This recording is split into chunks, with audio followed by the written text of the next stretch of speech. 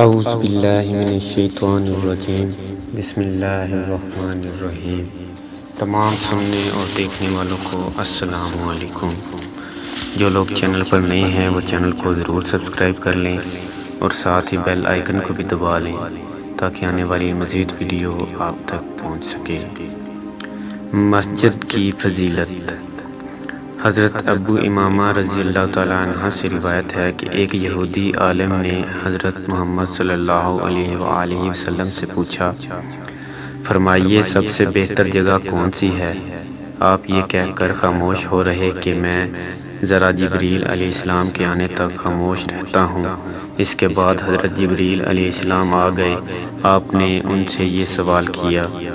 انہوں نے عرض کیا کہ جس سے آپ پوچھ رہے ہیں اس کو بھی مسائل سے زیادہ اس کا علم نہیں، لیکن دیکھیے میں اپنے پروردگار سے جا کر پوچھتا ہوں۔ اس کے بعد انہوں نے عرض کیا، اے محمد صلی اللہ علیہ وآلہ وسلم، آج مجھے اللہ تعالیٰ سے اتنا قرب نصیب ہوا کہ اس سے قبل کبھی نصیب نہیں ہوا تھا۔ آپ نے پوچھا، اے جبریل، آخر کتنا قرب نصیب ہو گیا؟